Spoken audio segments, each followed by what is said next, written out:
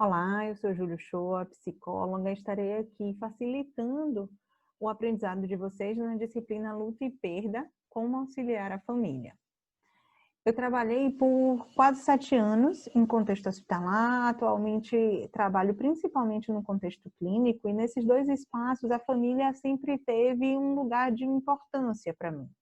Mesmo quando você trabalha apenas com um indivíduo, numa modalidade individual, ter esse olhar para a família é extremamente importante para compreender o funcionamento e as possibilidades de assistência e de apoio que aquele indivíduo tem. Então, o sistema familiar, ele sempre é importante e é um sistema que precisa de cuidado em contexto de adoecimento e morte, tanto quanto a pessoa que está doente. Então, é com essa ideia que a gente vai circular por toda a disciplina.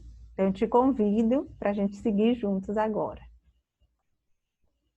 Então, para começar, é importante que vocês entendam que o adoecimento e a morte são eventos coletivos. Não se adoece sozinho, nem se morre sozinho. Mesmo que essas experiências sejam vividas em extrema solidão, nós somos seres de relação e sempre estamos em interconexão com outras pessoas, em inter-relação com as pessoas, com o meio. E tudo que acontece com um indivíduo vai afetar os espaços e os grupos que aquela pessoa faz parte. Mesmo que ela faça parte de poucos espaços de convivência, ainda assim, esses espaços de convivência serão afetados. Então, quando a gente pensa em adoecimento e pensa em morte, é preciso que a gente pense para além daquele sujeito que adoece e morre. A gente precisa olhar para todo o campo, todo o contexto em que ele está inserido. Dentre esses grupos, esse contexto maior, né, que ele faz parte, tem um grupo que se destaca, que é a família. A família termina sendo o grupo mais afetado pelo processo de adoecimento e morte de uma pessoa. Isso porque, primeiro, a família é o grupo de origem de qualquer indivíduo, né? As pessoas, todo mundo tem um pai e mãe, mesmo que essa relação tenha sido rompida, né? Mesmo logo após o nascimento, né? Mas essa marca, ela continua existindo para a pessoa. Então, entender como essa família se configura, qual a história dessa família, né? É importante para entender quem é aquela pessoa que está ali doente, quais são as possibilidades de cuidado que eu tenho para oferecer e quais são as possibilidades de enfrentamento que aquela pessoa tem. Então, entendendo que a família é esse ponto de origem, eu sei que o tempo inteiro a família vai estar presente naquele sujeito e aquele sujeito estar presente naquela família de algum modo. Quando eu falo de família aqui, eu não falo apenas da família com relação genética. Pode ser, inclusive, a família que a pessoa constrói, né? Ou a família que foi possível para ela por conta da história de vida dela. Enfim, são todas aquelas pessoas que fazem parte de um grupo mais íntimo, né, da pessoa doente ou da pessoa que morre, né, escolhida por ela ou não, para fazer parte, né, para estar ali mais próxima.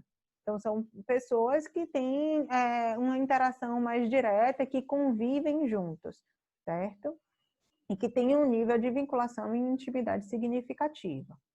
Além disso, nas situações de adoecimento e morte, a família sempre é convocada de alguma maneira, né? Legalmente, um paciente internado, ele precisa de algum responsável.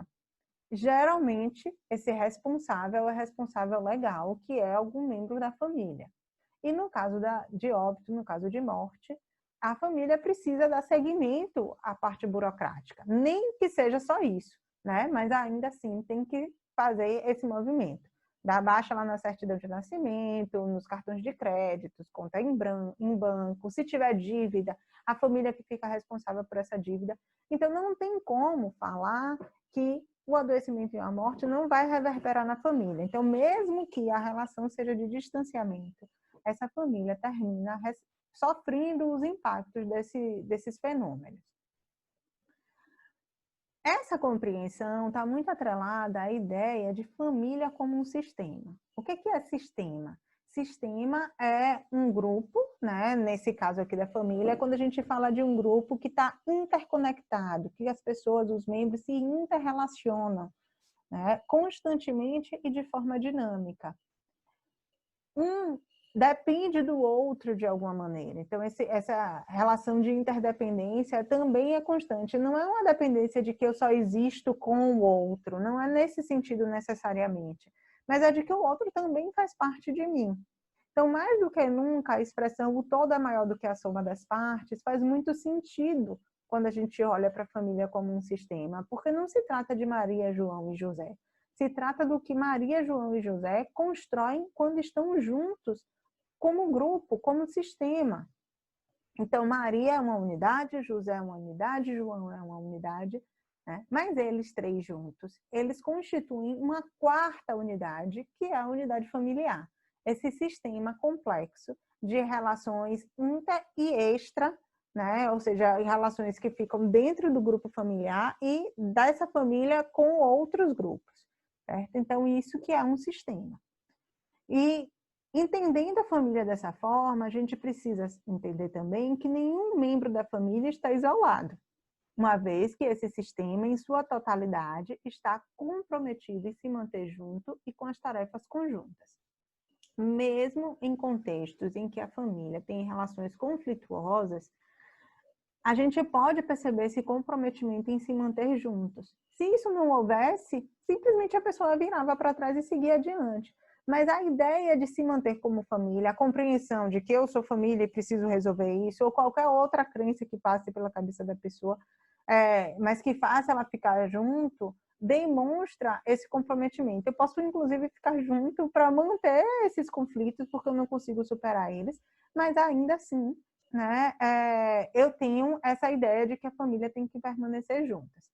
Então, a gente pode falar desse comprometimento em qualquer forma de funcionamento da família. Para além disso, cada membro na família tem um papel, tem uma função e contribui com as atividades, as tarefas da família, certo? Então, é parte importante desse funcionamento, do funcionamento desse sistema maior. Sendo assim, quando a gente pensa em adoecimento e morte, né, ou seja, em circunstâncias perturbadoras, quando a gente olha para essa família de interconexões, esse sistema de interconexões, quando essas circunstâncias perturbadoras acontecem, elas interrompem o fluxo familiar, bem como fragmentam o seu comportamento e congelam a sua fluidez. Toda experiência de adoecimento e morte interrompe um plano, um projeto, uma rotina. Então, eu estava seguindo de uma determinada maneira e quando a doença vem, ela me diz, olha, não dá para seguir da mesma forma, né? Eu preciso ajustar a minha vida de alguma maneira para incluir tratamento, para incluir as idas ao médico, para incluir hospitalização, cirurgia, seja lá o que eu preciso fazer para cuidar de mim, né, diante dessa experiência de ser uma pessoa doente. E quando a morte acontece, né, é um membro dessa família, desse sistema de interconexões que sai, né? Então, o que é que fica nesse lugar? Né? Como é que eu funciono a partir dali? O que é que vai acontecer? Qual o formato que essa família vai ter a partir da exclusão por conta da morte dessa pessoa? Né? Então, existe essa interrupção clara do fluxo familiar, com isso, os comportamentos, as tarefas dessa família terminam se modificando também, né? E aí se percebe um congelamento da fluidez, né? Porque a espontaneidade da família, né? Não, eu já fazia assim antes, né? Então, quem fazia a comida era sempre Maria, né? Ou era sempre João. Mas e aí, quando João fica doente, né? O que é que acontece? Né? Então, tem um congelamento dessa fluidez, daquilo que era assim desde sempre, daquilo que sempre funcionou dessa maneira, né? Para de ser dessa forma tão fluida, né? E aí, até que se encontre outros formatos para isso fica em suspenso, congelado.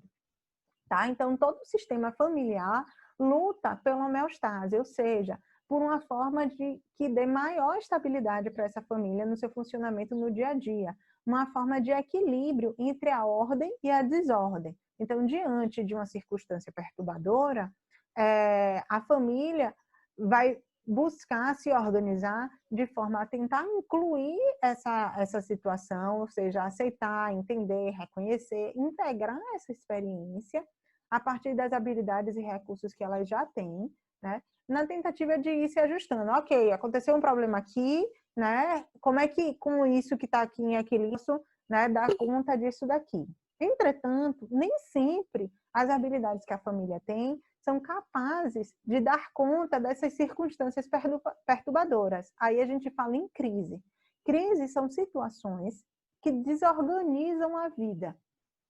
E se essa desorganização for tão potente a ponto de superar, suplantar os recursos que a família tem, aí a gente vai falar de uma crise emocional. Então, não é só a situação, como também é uma desorganização psicoemocional, né? Que afeta o ajustamento, que interrompe ou que limita as possibilidades de adaptação. Então, toda a crise ela pode gerar mudanças permanentes na família. Essas mudanças não necessariamente são negativas, certo? Então, não tem esse caráter aqui. Entretanto, se essas habilidades de enfrentamento forem superadas pela crise, né? A crise for maior do que as habilidades que a família tem, pode ser que a família tenha uma dificuldade grande de encontrar esse equilíbrio, né? De resgatar um ponto de equilíbrio, uma forma que faça sentido para ela de existir. E é possível perceber alguns comportamentos disfuncionais, ou seja, que terminem funcionando contra o objetivo maior da família, que é se manter junta, que é se manter uma proteção dentro daquele sistema familiar, tá? Então, isso aqui, até agora, deixa muito claro quanto que é complexo, né, olhar para a família e, principalmente, olhar para a família diante de uma situação difícil, como são as situações de adoecimento e morte. Então, sabendo disso, é preciso que a gente pondere quais são as reações familiares diante de uma ameaça. E eu estou falando da ameaça aqui porque um processo de adoecimento, ele traz por si só uma ameaça. No caso que a gente está trabalhando, mais especificamente, que são as doenças oncológicas e a Covid-19, a compreensão, a percepção de ameaça de morte fica muito em evidência. Por um lado, porque as doenças oncológicas têm uma representação social que está muito imbricada, amarrada com o significado de morte, mesmo que muitas doenças já tenham cura ou tenham controle, mas ainda assim existe essa crença popular, né, de que é uma doença que não se pode nem falar o nome, porque a morte é uma possibilidade presente. E, por outro lado, a gente tem a Covid-19, porque a gente tem passando aí na televisão o tempo todo um aumento de número de mortes. Então, mesmo que se saiba cientificamente de que a maioria das pessoas que têm Covid-19 não vão morrer, mas a gente tem, em contrapartida, uma divulgação em grande escala das mortes que estão acontecendo e que são muitas, né? Então, no Brasil, a gente já passa de 100 mil mortes por Covid-19. E isso, por si só, já é assustador. Então, essa ameaça de morte, a ameaça das sequelas do adoecimento, né? De não ter mais uma vida saudável, tudo isso, né, está junto com a experiência de adoecimento. Então, de alguma maneira, a ameaça de algumas perdas já está aí. Isso quando as perdas já não estão acontecendo. Então, diante disso, a família pode reagir de forma genérica, segundo Silva e Andreoli, de 3 formas. Então, a primeira forma poderia ser um movimento, a mobilização na tentativa de resgatar o seu estado anterior. Então, quando acontece uma situação de adoecimento e ou morte, a família pode se articular, se organizar na tentativa de encontrar um ponto de equilíbrio, né? Mantendo a sua coesão, mantendo a segurança intrafamiliar.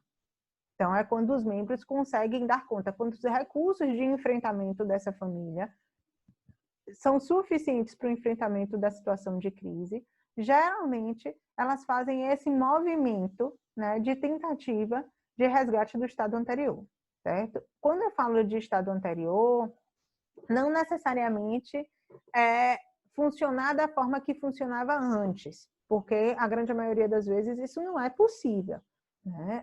Em algumas experiências de doença oncológica, com a cura, isso até pode ser, né? Porque aí o membro se restabelece, aquele membro que está doente se restabelece, né? Restabelece a saúde e pode voltar a atuar nessa família de uma forma muito semelhante à que atuava antes, ou até de uma forma mais competente, a partir, né, das reflexões que o processo de adoecimento trouxe. mas nunca é 100% igual. Então, na verdade, aqui está se falando de uma compreensão de equilíbrio, não de viver exatamente como se vivia antes, certo? Então, essa é uma possibilidade. A outra possibilidade é da família paralisar em face do impacto da crise. Então, a crise, né, a situação de adoecimento e de morte, ser tão desorganizadora para essa família, que ela não consegue nem reagir diante daquilo. E ela fica com aquela experiência ali cristalizada, né? Então, são os processos de ruminação, de ficar ali falando o tempo todo daquilo, dificuldade de se reorganizar nas atividades, né? De redistribuir as funções e atividades dentro da família. Então, a desorganização permanece por mais tempo, né? Nesse caso aqui. E outra reação possível seria a da família identificar benefícios com a crise e se mobilizar para mantê-las. Aqui a gente está falando dos ganhos secundários, né? Então, a experiência de adoecimento e de morte termina provocando uma atenção diferenciada para essa família. E principalmente as famílias que têm uma fragilidade já nas relações, nos vínculos, ou então que ficou muito fragilizada por conta da circunstância perturbadora, termina, ao invés de ficar olhando apenas, né, para aquilo que dói, ela termina encontrando benefícios naquilo dali. E com isso termina tentando manter esses benefícios. Então, ela não tem um movimento para dar continuidade ao seu fluxo, né? Ela termina paralisando também, de alguma maneira, naquela experiência, né? Reforçando, falando sempre daquilo, né? Ai, porque agora eu sou uma família, né? Então fulana não tá mais aqui, né? Fulana tá doente, então fica naquela repetição, né? Para que lembrar para todo o resto, né, das pessoas, os outros grupos que convivem com aquela família, que aquela é uma família fragilizada e continua precisando de um cuidado diferenciado. Então, o profissional de saúde ou a profissional de saúde que lida com famílias na condição de adoecimento por Covid-19 ou doença oncológica, seja experimentando o adoecimento em si ou a morte em decorrência dessas doenças, precisa estar atenta para essas possibilidades de reação, né? Tentando, de preferência, auxiliar a família para uma mobilização resiliente, né? Que busque uma homeostase, que busque um estado de equilíbrio, né? Tanto a paralisação quanto a cristalização dos ganhos secundários, que também é uma paralisação, né? Impede o funcionamento fluido da família. Então, cabe ao profissional, à profissional, estar atentos para ver como é que pode auxiliar essa família. Isso só é possível se você olhar para o sistema como um todo, né? E aí a gente vai ver mais na frente quais são os elementos que a gente precisa estar olhando para isso.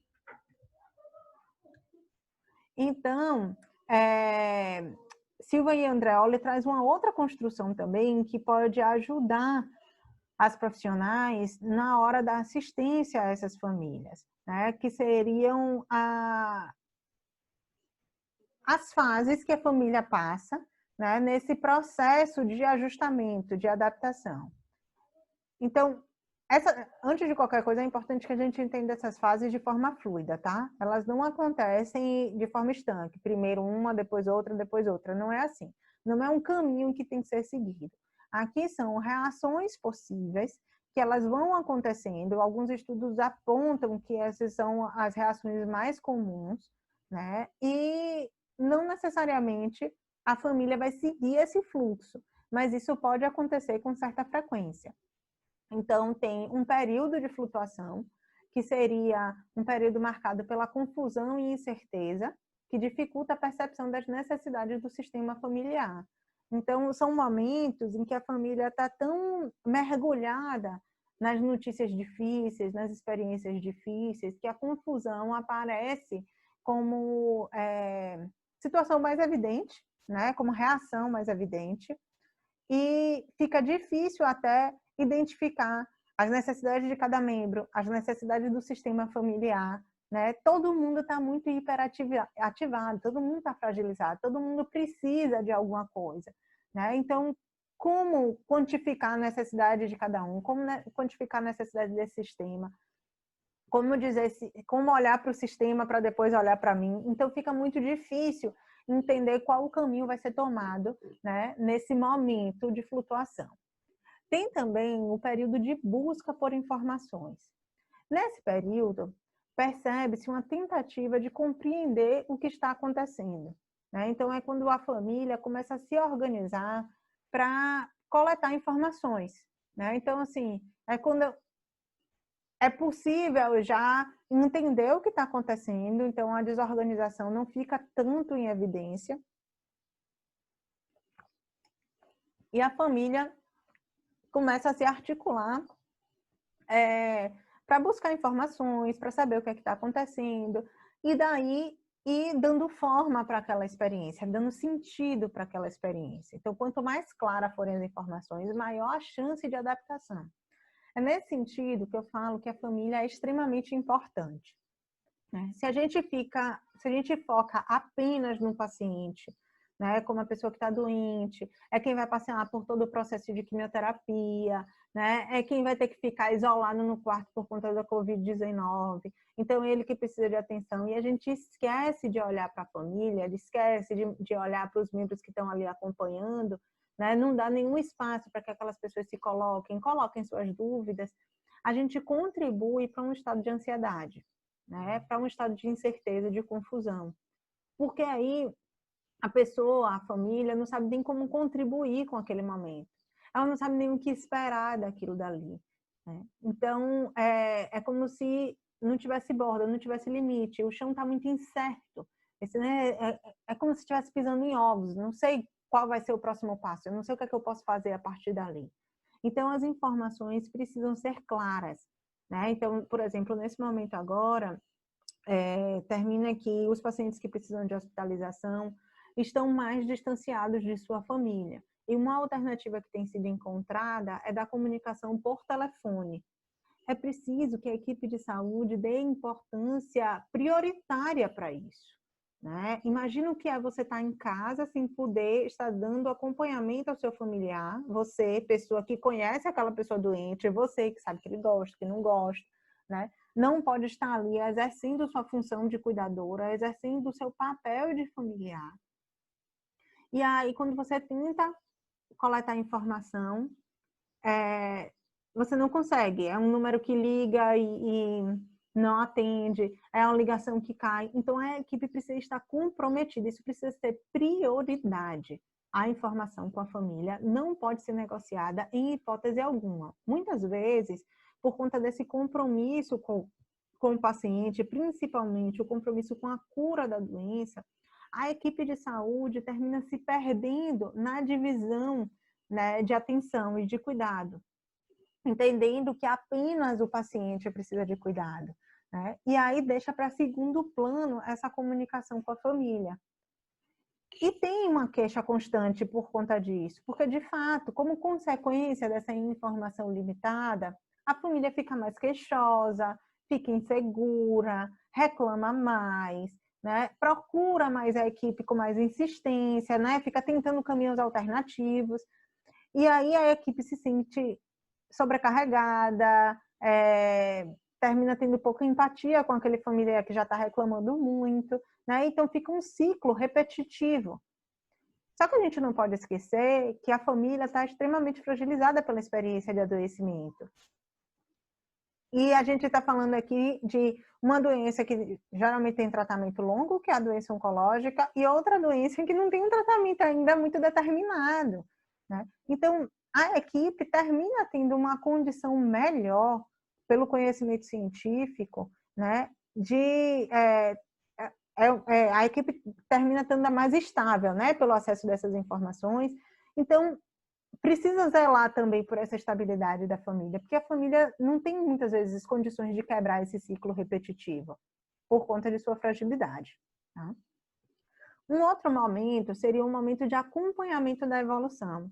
Esse momento é demarcado pela percepção da família de capacidade de acompanhar os cuidados do seu membro doente, né? Ou de dar assistência, de se mobilizar, por exemplo, para quando o paciente morre, né, de dar seguimento para as questões burocráticas, para o funeral, para o enterro, ver o que é que precisa ser articulado. Então, é um momento em que a família consegue entender o que está acontecendo, integrar aquela experiência e se tornar mais participativo. Né? Então, é um período em que ela termina ficando mais atenta às formas de cuidado, questiona mais as coisas. Então, assim, no caso mesmo de paciente oncológico, né, que então assim tem uma rotina, né? O tratamento ele é pré-determinado. Quando a doença é diagnosticada, já é possível fazer um planejamento de tratamento para a maioria dos casos, né? Mais ou menos. Então a pessoa ali desde o início já é orientada, a família já é orientada sobre o que é que vai acontecer. Só que nem sempre ela está disponível emocionalmente para tudo aquilo dali. Então, ela vai participando sem estar participando tanto. Então, pode sim acontecer que depois de alguns meses, ela comece a perguntar: que medicação é mesmo essa? Né? Você já fez aquela outra medicação? O que a gente pode fazer para melhorar isso ou aquilo? E às vezes fica parecendo assim, poxa, será que, né? Pelo amor de Deus, já estava aqui há tanto tempo, né? Já viu isso acontecendo, parece que nem estava aqui. E de fato, talvez emocionalmente ela não estivesse ali. Talvez não fosse possível para aquele familiar se fazer tão presente, né? Se fazer presente para além da presença física. Então, ela dissociou algumas informações. E só naquele momento ela consegue dar conta de perguntar, porque perguntar pode significar também uma resposta negativa. Então, muitas vezes a pessoa não questiona o tratamento, não pergunta sobre o tratamento, não quer entender, né? Com medo do que aqui pode vir de resposta. Então, quando ela se sente autorizada e capaz de fazer isso, é comum que as perguntas aconteçam mais e que a fiscalização do tratamento aconteça mais.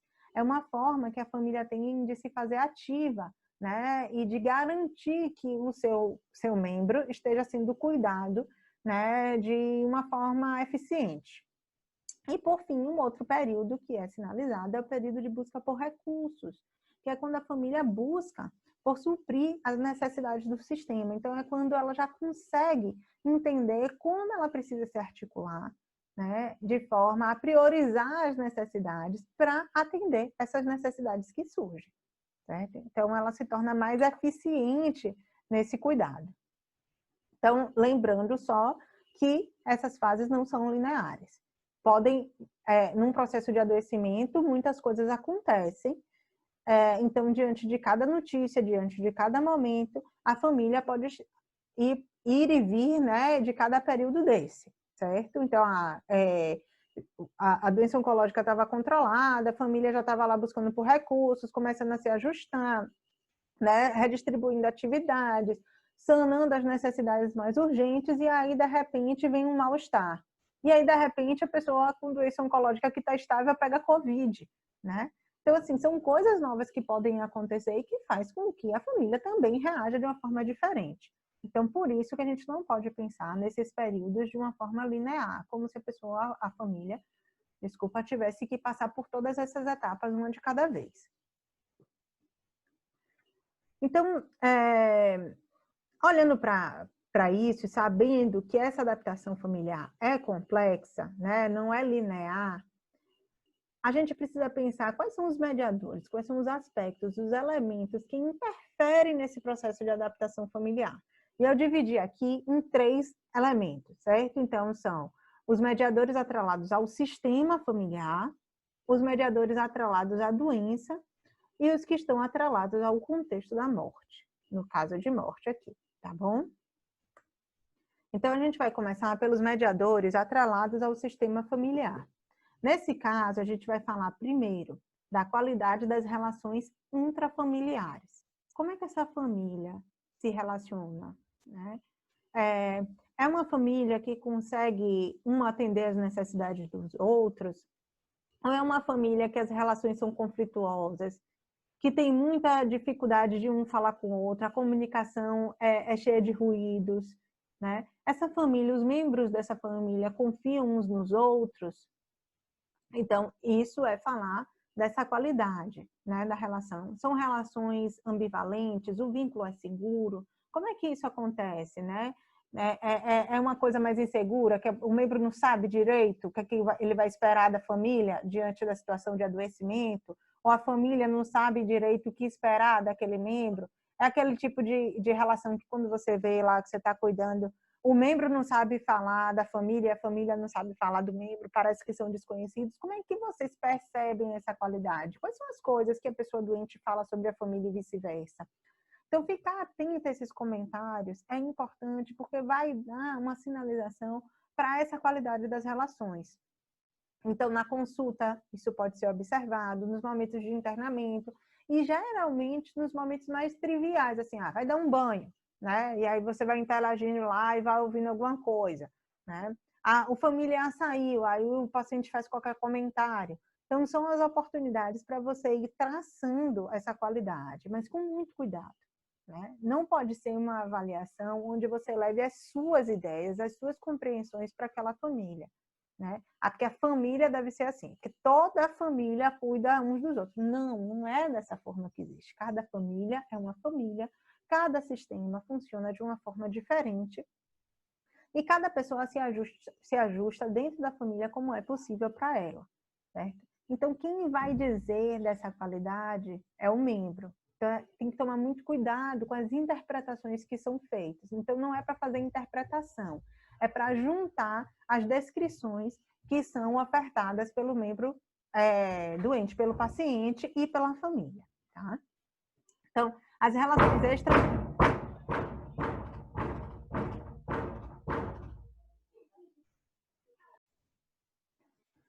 Outro aspecto atrelado ao sistema familiar que precisa ser considerado são as relações extrafamiliares. Isso quer dizer o quê? Como essa família consegue se relacionar com outros sistemas? Portanto, qual o apoio que essa família encontra para além dela mesma? A gente tem que lembrar que o processo de adoecimento desorganiza, né? Interrompe o funcionamento dessa família. Então, como eu já tinha dito mais no início. Então, se tudo isso acontece, essa família precisa ter outros apoios para além dela mesma. Então, como é que ela se relaciona com outros espaços? Né? Então, assim, essa família tem alguma religião? Né? Ela participa de algum grupo religioso? Né? Tem outras famílias que interagem com essa família de forma mais próxima e que pode oferecer algum apoio, né, para um membro que talvez tenha uma necessidade que não vai dar para ser atendida naquele momento. Por exemplo, se a gente pensar em uma mulher adulta com filhos, né, e ela está doente, né, está com câncer e precisa ficar internada por algum tempo, né? Ou ela, quando faz quimioterapia, tem muito mal-estar. Quem vai cuidar desse filho dela, né? Se o marido está cuidando dela, quem cuida da criança?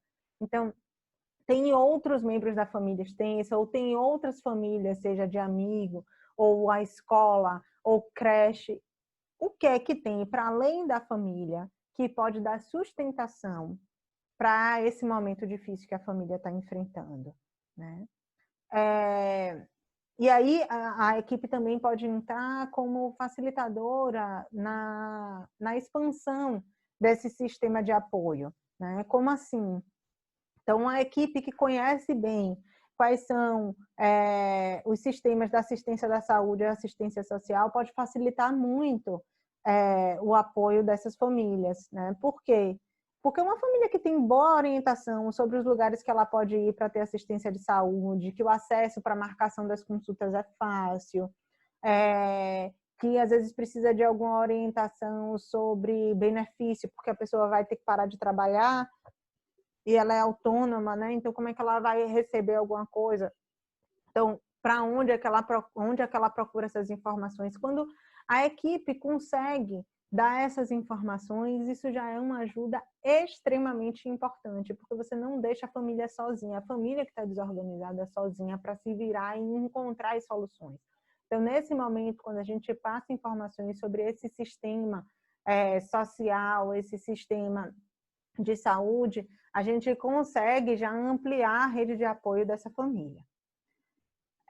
Outro aspecto são a função que a pessoa doente ou morta ocupa. Então, quem é esse membro doente? Né? É aquela pessoa que resolve tudo na família? É o provedor da família, né? É aquela pessoa que é afetuosa com todo mundo, que leva afeto, porque é uma família que é mais dura, mais fria, então é aquela pessoa que consegue ser elo entre todo mundo. Quem é a pessoa doente ou a pessoa que morreu? Saber disso é fundamental, porque a gente vai saber o que é que vai ficar de vazio nessa família.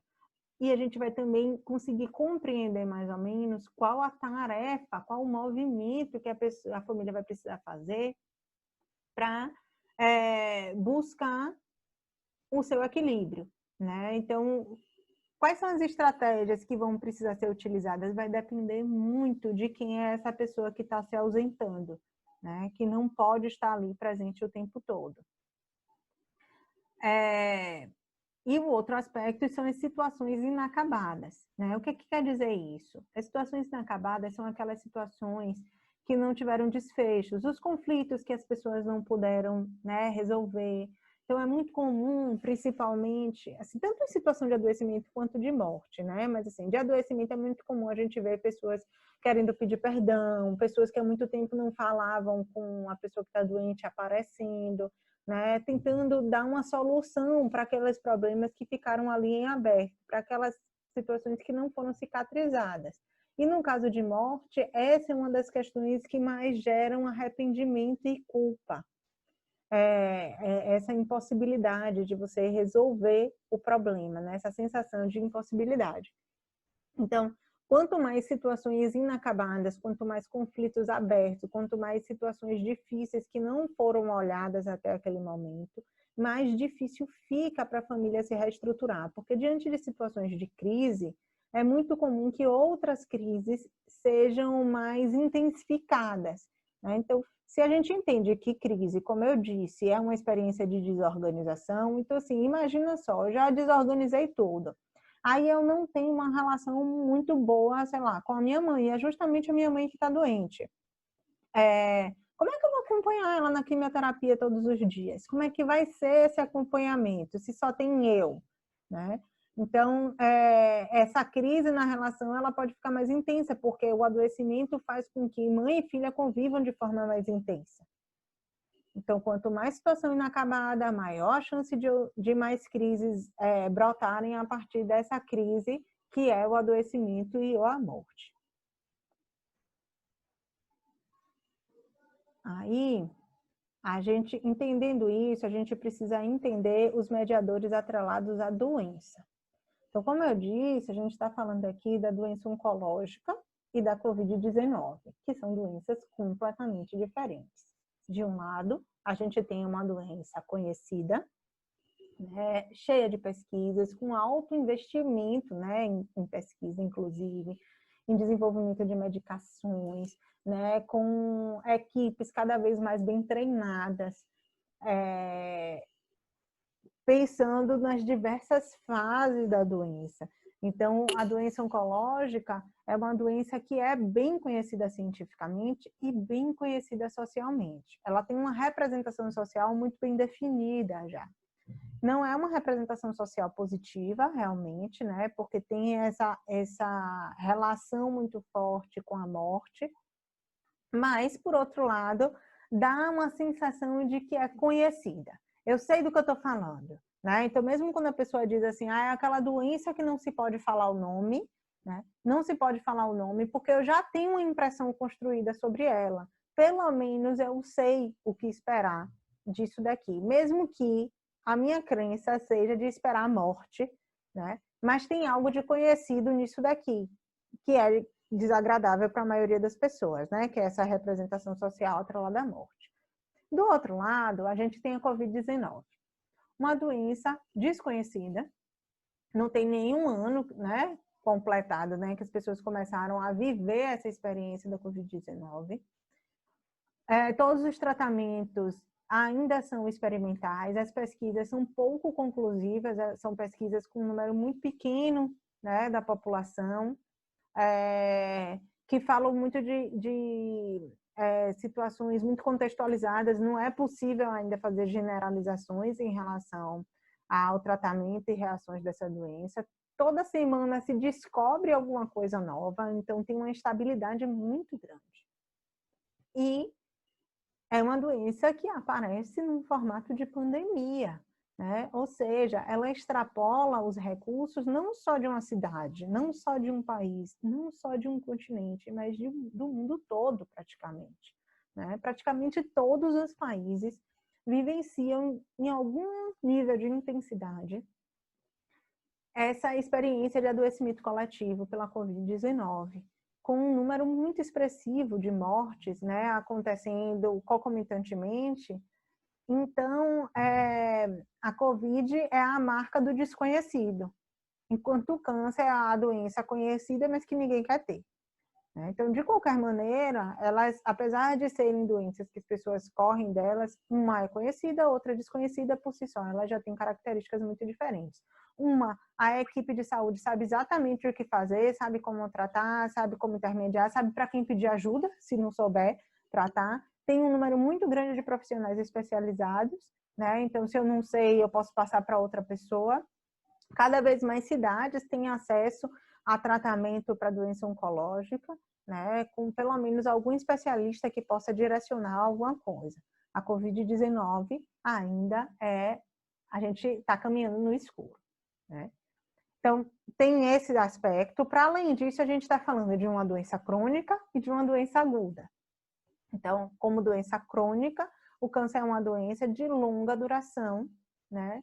Que precisa de um tratamento também de longa duração, que termina reverberando muito nos hábitos de vida. É preciso ter uma mudança de hábito de vida para dar conta dessa doença, né? Para garantir a saúde, né? Para garantir uma condição de vida com qualidade, né? A partir da existência dessa doença. Então, como doença crônica, a pessoa e a família precisa aprender a conviver com essa condição, né? Então, tem uma marca aí de perda da saúde, porque a partir daquele momento, aquela pessoa é uma pessoa com uma doença oncológica, que pode ter cura, né? Mas que ainda assim a pessoa precisa de vigilância constante a partir daquilo dali, né? Ou pode ter apenas controle, né?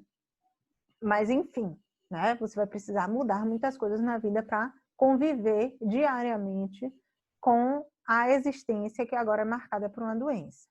Do outro lado, a gente tem uma doença aguda, né? Que é uma doença dali, daquele momento que reverbera, que tem um tempo mais demarcado, que reverbera com uma intensidade, geralmente, né, aparece de uma forma que chama a atenção. No caso da Covid-19, nem sempre ela repercute de uma forma que precise de hospitalização, mas diante da ansiedade causada por conta da experiência de pandemia, né, muita gente termina buscando as instituições de saúde com o objetivo de ter alguém que saiba mais do que ela sobre a doença, para dizer assim, você faz isso, você faz aquilo, né, para dar um pouco mais de contenção àquela experiência. No caso das doenças agudas, o cuidado, a atenção é toda em um momento curto. Então, você gasta muita energia para cuidar de algo ali naquele momento. Então, tudo fica direcionado, né? E com a Covid-19, embora nem sempre os sintomas sejam muito intensos, mas você precisa gastar muita energia para cuidar disso. Você tem que ficar isolado, você tem que limpar muito bem as coisas. Fica, às vezes, muitas vezes vai ficar afastado da família, das pessoas que você gosta, não tendo contato com muita gente. Então, isso termina interferindo de uma forma muito intensa no bem-estar, momentaneamente, daquela pessoa. E, além disso, é preciso pensar, quando se pensa na doença, qual é a fase dessa doença? Quando é que você descobre a doença? Em que fase ela estava, por exemplo? Né? Então, a pessoa descobriu a doença no início, né? Uma doença oncológica, isso é extremamente importante. Quanto mais cedo você descobre, maior a chance de cura ou maior a chance de um controle mais efetivo da doença. Se você já descobre com ela mais avançada, a chance de tratamento é menor, né? E às vezes isso significa também já estar em uma fase ativa de morte. Então, que fase é essa? Se eu descubro mais cedo e eu tenho mais possibilidades, a sensação de esperança e de conforto geralmente é maior. Apesar de também ter medo, ter susto, ter, né, angústia atrelada a isso, mas existem possibilidades. Quando você descobre a doença em uma fase mais avançada, é mais difícil lidar com isso. As possibilidades de ajustamento dessa família ficam mais limitadas, né? Como assim? Eu acabei de descobrir que um membro meu tem um problema, né? E ele já não tem mais possibilidade de cura, já não tem mais possibilidade de tratamento, então eu tenho que lidar com a chance de, ou tenho que lidar com a realidade de que ele está doente e também com a possibilidade iminente de uma morte. Então, a gente tem que lembrar, quando eu falo de paciente aqui também, gente, eu estou falando o tempo inteiro de família, tá? Porque se eu falo de um paciente que é membro de uma família, logo essa família está abalada também. Então, esses 3 fatores são importantes para a gente olhar quando se fala da doença e, portanto, para considerar, sabendo que possivelmente as reações vão ser atreladas a esses fatores, né? No caso agora, né, da pandemia que a gente está vivendo, a gente tem uma sobreposição. Não é doença oncológica ou Covid-19, é doença oncológica e Covid-19. Então, muitas vezes a pessoa vai estar experimentando a doença oncológica, ou seja, uma doença crônica e uma doença aguda, né? E a Covid-19. Então, muitas vezes, a pessoa que ia para a quimioterapia com a família A não pode ir. Ela tem que ficar sozinha lá na casa dela, porque ela está com Covid. Quem vai levar a pessoa que está doente? Né? Quem vai fazer esse acompanhamento? Agora vai ser uma outra pessoa que não sabe nada do tratamento, que tem medo, que fica lá perguntando, que muitas vezes o paciente precisa acolher o familiar, né? Ao invés de ser o contrário. Olha que situação delicada, né? E esse paciente que sempre esteve acostumado a ter alguém do lado dele acompanhando nas diversas fases de tratamento, se ele pega Covid, ele fica completamente afastado de todo mundo. E embora algumas condições de doença oncológica não afetem, não fragilizem o sistema imunológico, né? E não seja, portanto, um risco maior para uma condição de Covid mais grave, né? Mas tem sempre a fragilidade também emocional, de, poxa, eu já tenho uma doença e agora eu tenho mais uma, né? Eu já precisava de alguns cuidados, agora eu vou precisar de mais cuidados, né? Então não se trata só do sistema imunológico, mas se trata da vida da pessoa como um todo, que já convive com uma doença. Tudo isso já demarca as experiências de algumas perdas, né? Então, a gente pode falar aqui de luto antecipatório. Sempre que há um diagnóstico de doença, já há perda, né? Já há perda da saúde. Então, mesmo que isso seja transitório, certo? Então, o luto antecipatório é uma reação defensiva diante da possibilidade de uma morte súbita ou de uma perda mais significativa, atrelada à expectativa, né, de uma morte concreta, no caso. Então, existe a ameaça, essas duas doenças, tanto a doença oncológica quanto a Covid-19, traz a ameaça de morte, né? Então, quando o diagnóstico sai, a pessoa já pode começar a reagir, né, com medo dessa morte. Então, é uma reação às perdas simbólicas, a impossibilidade de sair de casa por conta da Covid-19, de ficar longe dos filhos, né? Ou então, as reações já de temor pela perda do cabelo. Então, eu já sofro pelo cabelo que está caindo, né? Por essa perda, que não vai ser mais a mesma coisa, né? Às vezes, pela impossibilidade de ir para um evento, porque era um dia que eu fiz quimioterapia e eu não estava muito bem. Então, o processo de adoecimento, ele já vem com muitas perdas, né? Durante toda a experiência. Não é só a perda de morte, entende? Então, como já vem com essa ameaça, o luto antecipatório se torna uma defesa porque o organismo já começa a se organizar, já começa a traçar estratégias, a utilizar os seus recursos de enfrentamento, né? Sabendo que pode acontecer algo de pior. E se não acontecer, Júlia, ótimo. Aí o organismo resgata a condição de homeostase. Né? Se não, é como se fosse uma progressão. Ele já vai aumentando o alerta aos poucos, né? Para lidar com essa possibilidade de uma perda mais efetiva, concreta, maior. Então, começa com o diagnóstico da doença e segue diante das perdas impostas pelo adoecimento, sendo crucial para o preparo de pacientes e seus familiares para o convívio com uma doença crônica ou com a morte em si. no caso aqui da Covid-19, como a gente vive uma pandemia que envolve todas as pessoas, às vezes você nem está vivendo a experiência da Covid, mas como o nosso mundo presumido, o nosso mundo conhecido, ele já foi extremamente abalado, a gente já vive algumas experiências de luto atrelado à Covid-19. A preocupação de pegar, já cada vez mais pessoas estão pegando próximas e conhecidas, né, de como é que vai ser. Então, a pessoa já vai, né, se organizando. Tem gente que já vai traçando uma estratégia, um plano para o caso de pegar Covid. Então, isso é, sim, uma adaptação, que o processo de luto é isso, é uma reação adaptativa. E aí, assim, é importante também a gente pensar nas reações diante de uma doença em fase terminal, né? Então, entendendo que tanto a Covid-19 quanto a doença oncológica pode desencadear uma morte, então a gente também precisa pensar nessas reações. E aí, a pessoa que, uma das pioneiras nisso, e que até hoje é utilizada como referência, é Kubler-Ross, Elisabeth Kubler-Ross, que ela estudou as reações de pacientes diante de uma doença em fase terminal ativa e propôs algumas fases, certo? Hoje não se utiliza mais as ideias de fases, como se fosse uma etapa de cada vez que vai passar. A própria Elisabeth já coloca no seu livro que o objetivo não é olhar isso como se todos os pacientes fossem passar por essas fases e como se uma fase viesse depois da outra. Mas terminou que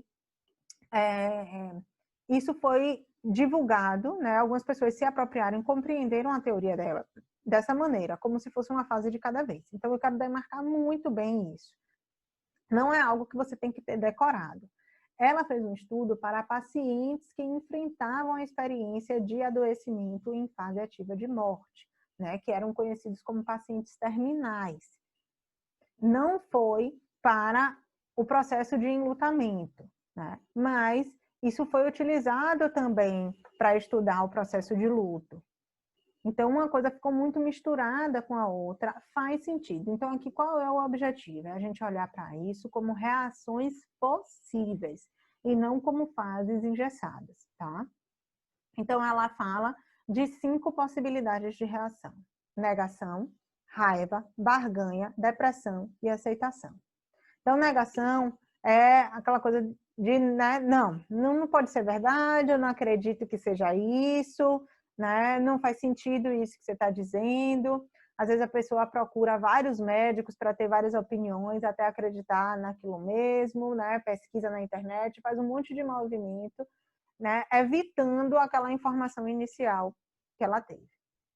A raiva é muito do questionamento, né? De não acreditar. Então, por que eu? Como assim? Não é possível isso, né? Que absurdo, logo eu, que sempre fiz, né? Muito por outras pessoas. Então, tem um conformismo com o diagnóstico, com a situação.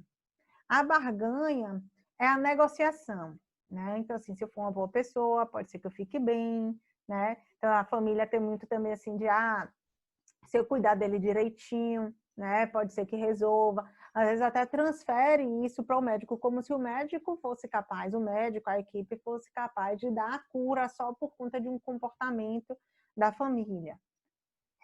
A depressão é uma reação que está atrelada à crença de, né, eu vou morrer mesmo, então é muito difícil lidar com isso, então eu estou frágil mesmo, né, não aguento mais, está muito difícil, é uma experiência muito ruim, né, então está muito atrelada ao reconhecimento, né, é uma reação extremamente importante, porque ela passa pelo reconhecimento, eu sei que isso realmente vai acontecer.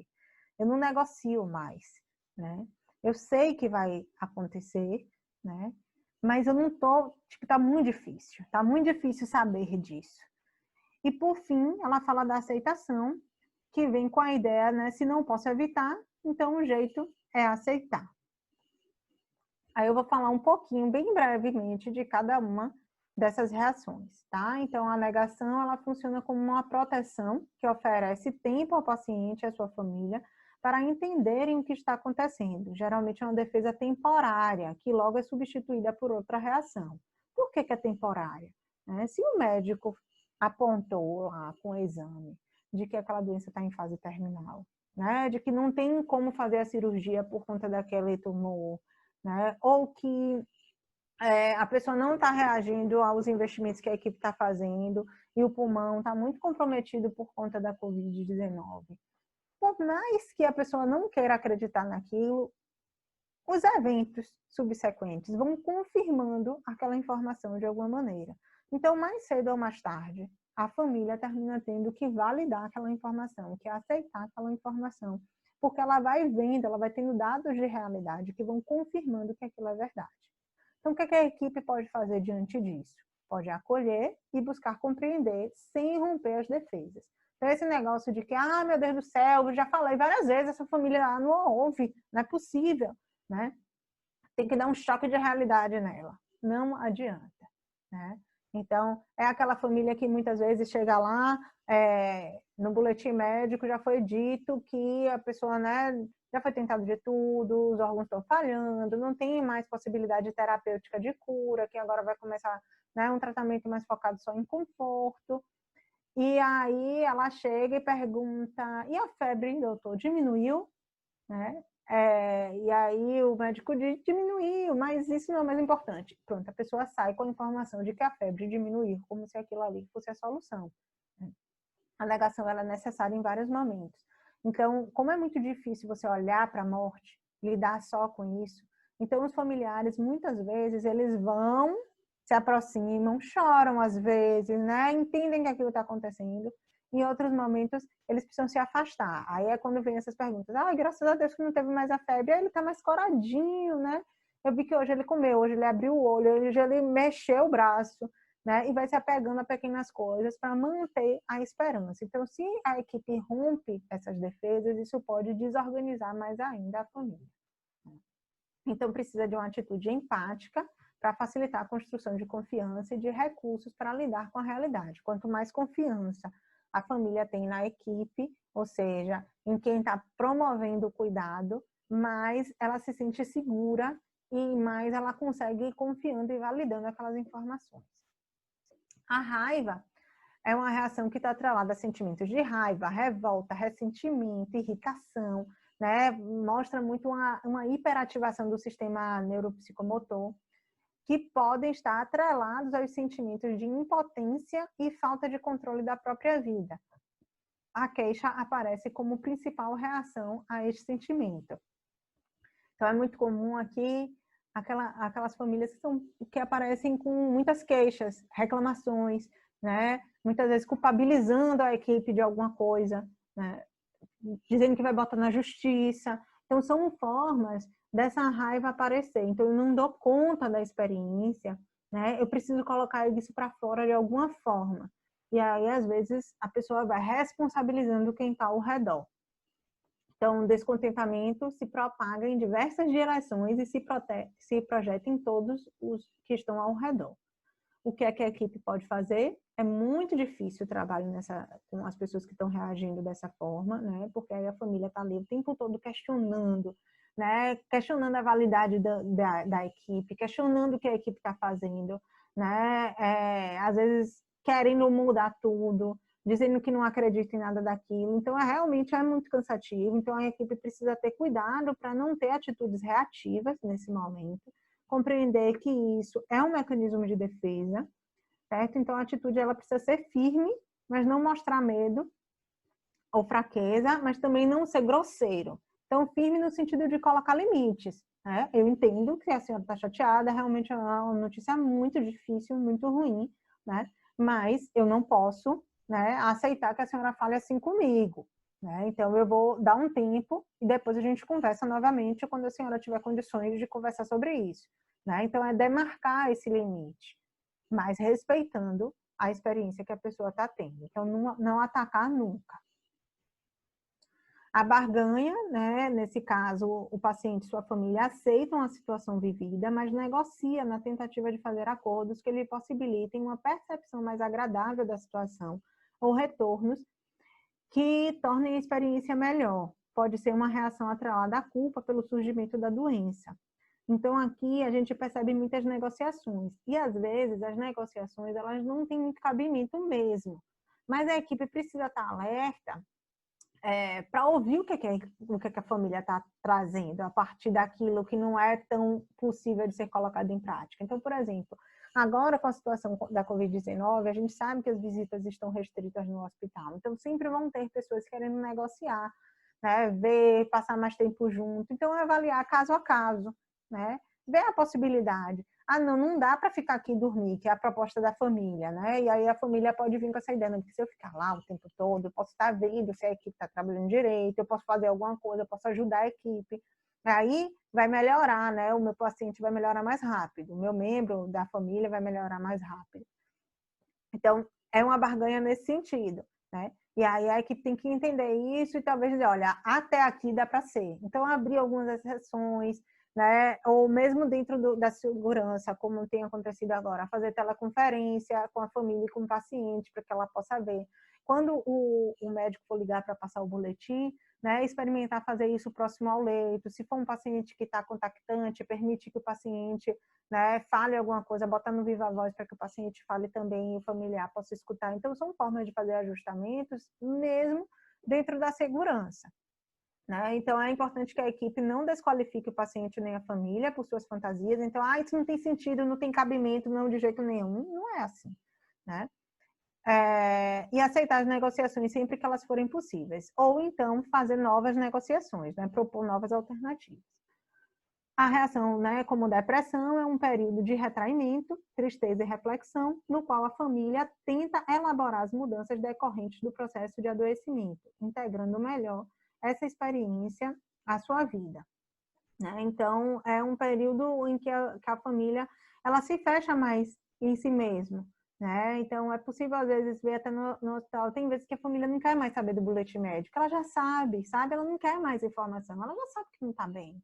Então, ela se afasta um pouco mais. Então, assim, ela já sabe o diagnóstico, ela já ouviu. E aí, às vezes, talvez aquela pessoa que sempre ia, passa a não ir mais, acompanhar um tempo.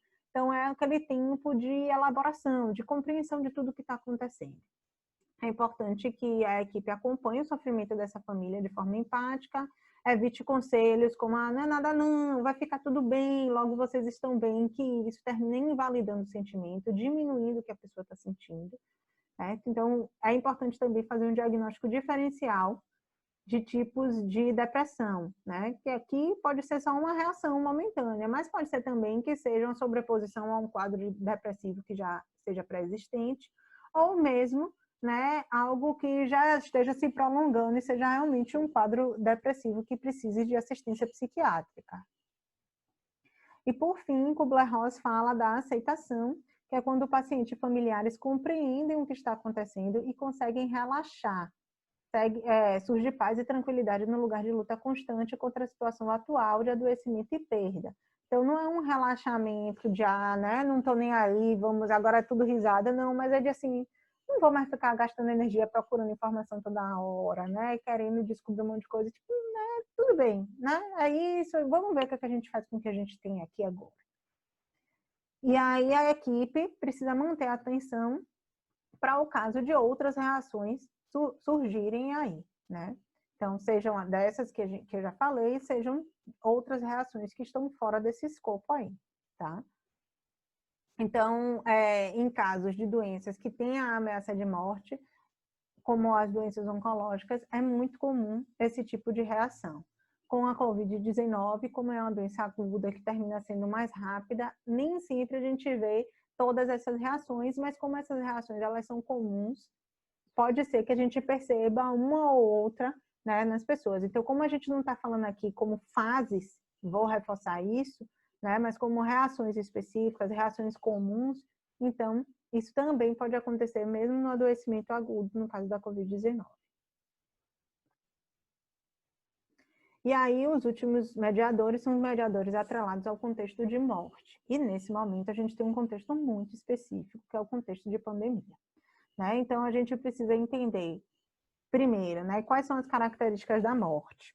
No contexto de pandemia, toda a morte termina ganhando uma compreensão de morte abrupta. Mesmo para o paciente que já tinha um diagnóstico de câncer, já estava sendo tratado antes, como muitas vezes a família, né, pensando na família extensa, fica impedida de fazer um acompanhamento mais próximo, de saber notícias com mais frequência, termina que a informação de que o paciente morreu aparece como uma bomba, né? Como algo que surgiu. Na verdade, assim, a notícia de morte, ela por si só já tem essa percepção, porque as pessoas não tem como você se preparar para a morte. Você sabe até que ela pode acontecer, mas você não está ali preparado. Então, às vezes, quando ela acontece, tem ainda algum elemento de surpresa, mínimo que seja, mas ainda tem. No caso dessa experiência de pandemia, que tem um isolamento social, um afastamento social, né, essa noção de surpresa tem aparecido com mais intensidade. Né? Então, as mortes, elas aparecem muitas vezes com a sensação de mortes abruptas, mesmo quando elas não são, no fato, na realidade, abruptas. E, além disso, a pandemia traz uma interrupção do processo do cuidado. E esse processo do cuidado é muito importante para o processo de luto, porque ele dá uma noção de continuidade, né? De que eu estava junto com a pessoa, que eu pude acompanhar todo o processo daquela pessoa até o final, eu não deixei nada em aberto. E agora, como você não pode, tipo, você vai para o médico, só pode ir um acompanhante, às vezes não pode ir nem nenhum acompanhante, então você não está ali perto, né? Na Covid-19, se a pessoa for hospitalizada, você só vai até a porta do hospital, depois você não vê mais a pessoa. Tem gente que só sabe depois quando a pessoa morreu e a pessoa já sai no caixão fechado. Então você não tem, às vezes, nem como confirmar, ter nem nada de concreto do que aquela morte aconteceu. Então surge com muita frequência o e se? E se eu tivesse feito assim? E se eu tivesse ido antes? E se eu tivesse cuidado? E se eu tivesse perto? Né? Será que seria diferente o desfecho? Isso gera uma ansiedade e um sofrimento muito intenso. Por isso que nesse momento a gente tem falado muito do luto traumático, né? E a possibilidade de lutos complicados pós-pandemia, por conta dessas impossibilidades, dessas interrupções que a pandemia traz. Além disso, a pandemia traz também como elementos complicadores dessa experiência a ausência de previsibilidade. Eu não sei quando vai acabar. Tem gente que às vezes está demorando mais de fazer os exames, né, com doença oncológica, ou os intervalos entre os tratamentos são maiores, porque mora no interior, e aí precisa se deslocar até uma cidade maior, o transporte é interrompido. Então, tem várias coisas que estão acontecendo aí, né, que interferem nesse tratamento, nesse cuidado, e não se sabe quando isso vai voltar ao normal. A gente ainda não tem essa previsão. É um momento também de pouca familiaridade, né? Ninguém sabe o que é Covid-19, coronavírus direito, vai se sabendo ao longo dos dias, com a experiência das pessoas, com as mortes que vão acontecendo, e isso gera uma insegurança muito grande. Quando esses três fatores acontecem, a gente pode falar que esse mundo conhecido está muito bagunçado. Quanto mais bagunçado, quanto mais afetado é o mundo conhecido, o mundo presumido, maior a chance do luto ser mais intenso, tendo uma possibilidade, inclusive, de complicação. Né? Quando eu falo de complicação, é dessa fase aguda, da fase mais dolorosa, se prolongar por um tempo maior. Somado a tudo isso, né, tem uma sobreposição de perdas. Então, muitas vezes, a pessoa não consegue viver uma experiência de perda para depois a outra, ou seja, achar um ponto de equilíbrio, ressignificar aquela experiência. Né? Antes mesmo dela entender o que está acontecendo, já vem outra. Então, termina que a pessoa não se permite chorar, sofrer, sentir aquilo dali. Né? Tem sido muito comum o discurso: eu tenho que ser forte, eu tenho que ser forte, eu tenho que ser forte. Então, as pessoas estão passando muito por cima do que elas estão sentindo. E muitas vezes não conseguem nem nomear o que é a experiência que elas estão vivendo. Então, assim, a gente, vendo tudo isso, a gente poderia resumir que a experiência de perdas e luto para a família nesse momento de pandemia tem sido muito difícil, muito complexa, mais do que já foi em qualquer outro momento. Quando se trata dessa soma, doença oncológica com Covid-19, com pandemia, isso fica mais intenso ainda. né? Porque a gente está falando de pessoas, né, de um grupo que já precisou se adaptar muito por conta da doença oncológica e agora está tendo que encontrar novos ajustamentos e ainda com um medo significativo de que a Covid apareça como realidade para elas. Então, são famílias que estão vivendo uma experiência crônica, né, de crise. Nós, a sociedade inteira, né, está vivendo essa crise crônica. Não é como um acidente, que pronto, acaba ali o acidente de carro, pronto, você pode até ter sequela, mas tipo, o acidente acabou. Não, a gente ainda está vivendo o acidente, né? Porque a gente ainda está vivendo a pandemia. As sequelas a gente ainda não sabe o que é que vai ser. Então, essa convocação, essa hiperativação, ela está aqui constante o tempo inteiro, já por 5 meses. Para algumas pessoas até mais. Para quem tem familiares fora do país, né? Termina vivendo isso já há mais tempo. Então, a gente precisa olhar para a família como sistema todo. A gente poderia até ampliar, né? A gente precisa olhar para a sociedade como um todo. Mas como não é possível eu, Júlia, né, e quem está aí ouvindo, olhar para a sociedade inteira, a gente pode olhar para os microsistemas. E o mais próximo é a família. Então, a gente precisa olhar para essa família que já está enlutada por todas essas mudanças que estão acontecendo.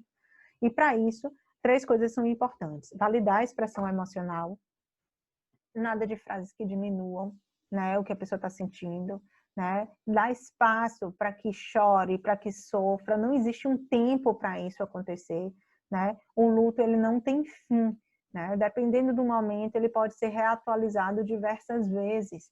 Então, nesse momento agora da pandemia, a pessoa, inclusive, pode estar sofrendo pelas perdas de agora e pelas perdas que ela teve há alguns anos atrás, né? Porque, se meu pai estivesse aqui agora, se minha mãe estivesse aqui agora, né? Ela podia estar comigo, ela podia estar me ajudando nisso, ele podia estar me dando força e não está. Então, tem uma reatualização das perdas também nesse momento. Então, ser ouvido, né? Para que essa pessoa fale, expresse livremente o que está sentindo. Não vamos ser nós, profissionais de saúde, que vamos dizer, fale mais baixo, não precisa de tudo isso. Precisa do que a pessoa consegue oferecer naquele momento. E a gente também vai oferecer o que é possível para a gente, mas sem nunca tentar calar. Sempre sendo essa possibilidade de acolhimento, tá? E aí isso entra no aspecto número 2, que é oferecer suporte. Eu posso oferecer suporte através de mim mesma, dos conhecimentos que eu tenho. Eu posso oferecer suporte direcionando para quem tenha conhecimento, para oferecer suporte para famílias enlutadas. Eu posso falar de uma experiência minha e compartilhar para que a pessoa perceba também que ela não está sozinha ali. Eu posso ser suporte ficando quietinha ali, né, junto, sem precisar falar nada também. Então, não existe uma forma precisa, mas a gente também tem que direcionar, não é largar lá de qualquer jeito, né? Tipo, dei a notícia ruim, virou as costas e vou embora. Poder ficar um pouco mais. Isso por si só já é suporte, né? E ajudar no caminho. Então, luto é um processo continuado, longo. Então, o acompanhamento ele não acaba com a morte de uma pessoa por Covid ou com a morte de uma pessoa por doença oncológica, ele precisa ser continuado. Então, a gente pode fazer isso através de carta, a gente pode fazer isso através de uma ligação. Então, passou uma semana, passou 15 dias, né? A gente pode fazer isso. As famílias sofrem muito, as pessoas enlutadas sofrem muito. Depois dos primeiros dias, das primeiras semanas, que as pessoas dão mais atenção, aí depois as pessoas vão embora, cada um vai seguindo a sua vida e aquela família está ali, né? Com um membro faltante sem saber o que fazer com aquilo. Então, às vezes, a equipe que já oferecia cuidado para o paciente pode fazer uma carta, pode fazer uma homenagem, alguma coisa que lembre, que diga, a gente sabe que você ainda tem esse vazio aí e que ainda precisa de cuidado. Esse é um momento que a gente está precisando se reinventar muito, né, nas formas de comunicação. Os recursos online digitais têm sido um auxílio importante, mas a gente tem que lembrar que nem todo mundo tem essa possibilidade. Então, se você tem algum conhecimento sobre luto, divulgue nas redes sociais, divulgue na rádio, divulgue escrevendo, divulgue dando uma aula, né, para que o máximo de pessoas possa saber que o que ela está sentindo por conta de um processo de enlutamento não é o fim do mundo, que sim, às vezes como família vai ser muito difícil você olhar para a dor do outro, mas se você facilitar a comunicação entre os familiares, nesse momento é um auxílio muito importante. As pessoas acham que precisam ser fortes e que se eu não falo com o meu familiar, sobre o que eu estou sentindo, ele também não vai sentir. E, na verdade, a gente percebe na experiência clínica que cada um sente individualmente. Então, nosso trabalho nesse caminho de auxílio pode ser ajudar essas pessoas a se comunicarem, para que elas não sigam sozinhas. E sim restaurem a consciência de sistema familiar e sigam juntas nesse sistema que está modificado. Então, para terminar, eu queria deixar um pedaço dessa música que eu acho lindíssima e que eu acho que representa muito o trabalho com pessoas enlutadas, que diz assim: enquanto houver um pingo, uma fração, um sopro, uma ideia, uma canção, um ombro, um coração, para resistir, cuidar, quando o sinal fechar, enquanto houver um pouco, um troco, um grão, um sinal de vida, uma ilusão, um sonho, um irmão, para dividir e somar quando o sinal fechar. E se faltar o vento, a gente inventa um movimento e corre o mundo para ver mundo girar, fazer do nosso canto um jeito de lutar. Enquanto houver espaço para o depois, o traço do amanhã a gente faz ao redor de nós. Quando o sinal fechar, não estaremos sós. Então, que a gente possa ser essa companhia para essas famílias enlutadas nesse momento de pandemia. São mais de 100 mil famílias enlutadas nesse momento, né? Mais de 1 milhão de pessoas enlutadas, né? Para cada pessoa que morre, a gente tem de 4 a 14 pessoas enlutadas. Nesse momento de pandemia, esses números são maiores. Então, a gente precisa muito, né, lembrar para todos que não estaremos sós. Então, essa é uma música da banda Caularu, né, e eu espero que vocês possam ser luz quando o sinal fechar para muitas dessas famílias. Né? Eu agradeço a oportunidade, aqui estão os meus contatos, quem tiver qualquer dúvida, né, quiser fazer qualquer comentário, estou aberta e aguardo o contato de vocês. Boa sorte no final desse curso.